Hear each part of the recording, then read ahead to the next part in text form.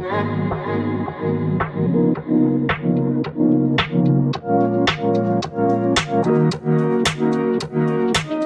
back to the Deep Dive. This is where you give us the sources and we pull out the key insights to get you up to speed fast. And today we're digging back into the Jamaican agricultural market. We're looking at the week that just ended, April 11th, 2025. Right, picking up where we left off from our look at the week ending April 5th. Exactly. Last time, if you remember, we saw a sort of modest overall price increase, but beneath that, a lot of volatility. Yeah, and that split between specialty crops doing okay and some traditional ones struggling. And the overall feeling was kind of neutral, even though supply seemed balanced nationally. So our mission today really is to unpack what shifted in just this past week. What are the big moves? Are there trends emerging? And, what are the surprises? Okay, let's start with that overall market mood. It's interesting. Prices actually dipped slightly overall, like across the 58 commodities, down 0.74%. Yeah, slight dip. But the sentiment is still being reported as neutral. Which seems a bit counterintuitive, maybe. Well, I think what's really telling is the volatility. It's still high. Actually, it went up a bit, 38.53% average volatility this week, compared to 37.72% last week. Okay, so the average price might be slightly down, but individual items are still swinging wildly. Exactly. Big swings, so that stability isn't quite there yet. And that links back to what you mentioned before. The national supply might look balanced on paper, but there are definitely localized issues happening. Precisely. That headline number, that small decrease, it just doesn't capture the whole picture. There's still a lot of churn underneath. Got it. So let's talk winners. Who saw prices go up? Green Gungo Peas really stand out, don't they? A huge jump. Huge jump, yeah. Up over 18%, hitting around 1471 JMD per kilo. That's significant. Especially because, didn't we say last week they were one of the big losers? We did. They dropped quite a bit the previous week.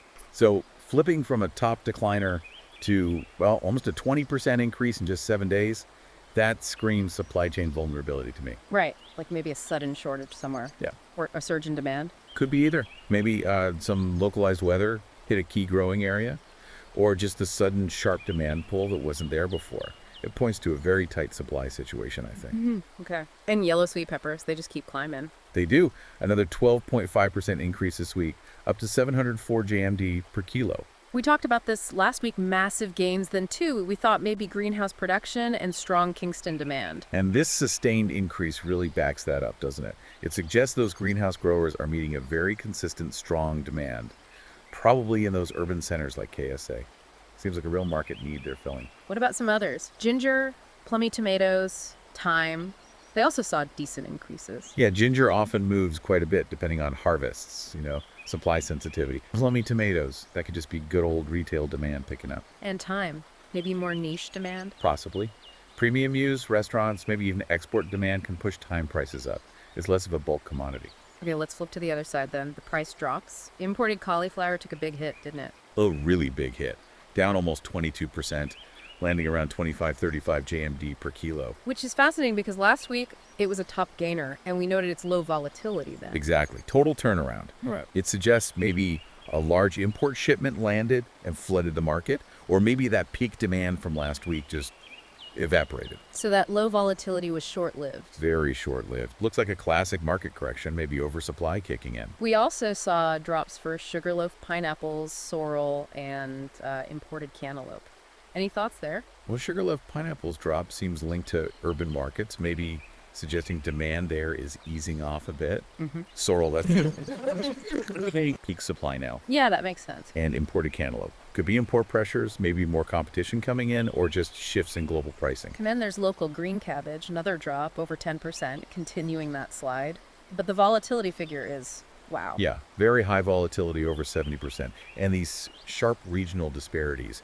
It paints a picture of a really unstable market for local cabbage right now. So not just oversupply, but maybe patchy supply and demand. I think so.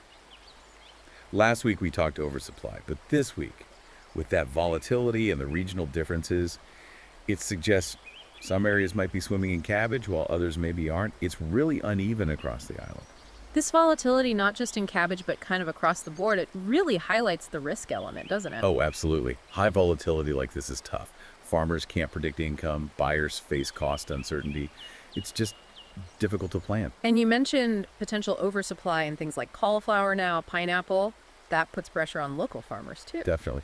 Plus, you've got the rainy season potentially on the horizon.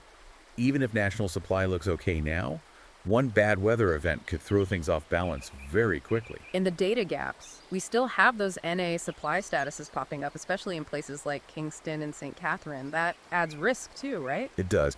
NA just means the report didn't have the supply data for that place and product. And when that happens in major consumption hubs, well, it creates blind spots. Information gaps, yeah. Exactly. Makes it harder to see where things are actually available. Yeah. This lack of transparency can make the price swings worse, feeding both gluts and shortages. Okay, but it's not all doom and gloom. You spotted some opportunities, too. Revenue potential.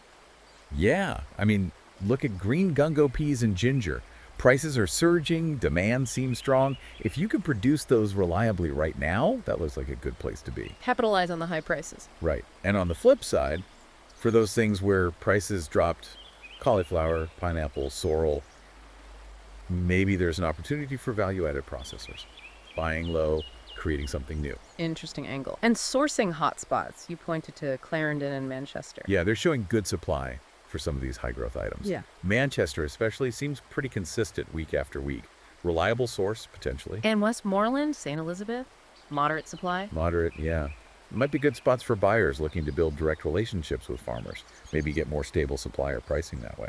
Then there's that arbitrage idea, moving surplus from, say, Clarendon or Manchester over to Portland. It's fascinating, isn't it?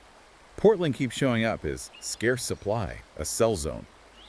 Meanwhile, nearby parishes seem to have decent availability. So buy low in one place, transport it, sell high in Portland. That's the potential, yes. Obviously, you've got transport costs, logistics, but the price difference might make it worthwhile. It highlights these persistent regional imbalances. And just to recap the regional picture, KSA, St. Catherine are mostly retail wholesale hubs, right? Less primary production data. Generally, yes. That's where a lot of the produce ends up for sale. And St. Catherine, as we noted, still showing that really high volatility. Very sensitive market there. Okay, so bringing it all together, what are the key strategic takeaways from this week's data? Well, first, probably prioritize getting hold of those rising stars. Gungo peas, yellow peppers, ginger from the strong supply regions like Clarendon and Manchester. Makes sense. Second, maybe look into direct sourcing in those moderate supply areas, Westmoreland, St. Elizabeth, to build resilience. Diversify away from just the main markets. Exactly. Diversify sourcing. Third, seriously consider that regional arbitrage play into Portland if the numbers work. Okay. And fourth, if you're dealing with cauliflower, pineapple, those things dropping in price. Manage that inventory carefully. Don't get caught with too much stock if the price keeps falling. Got it. So summing up this week's deep dive, the overall market cooled slightly price-wise, but underneath it's still a very choppy sea. Lots of volatility, different commodities heading in different directions. Yeah, it really emphasizes the need to stay agile. The opportunities are there, but you need to understand these shifts, these regional dynamics. Absolutely. The headline number really doesn't tell you much on its own. Not at all. The Jamaican agricultural market remains incredibly dynamic. You've got to keep watching these weekly changes closely. Which leads me to a final thought, something for everyone listening to ponder. When we see these short-term market swings, these ups and downs, are they just temporary noise? Or could they be hints of bigger, longer-term shifts? Like changes in what consumers want, or fundamental changes in farming strategies. Exactly. How resilient, how adaptable is the whole agricultural sector in Jamaica to these kinds of pressures? What other questions does this raise for you? Something to think about. Definitely food for thought. Thanks for tuning in to this week's Deep Dive.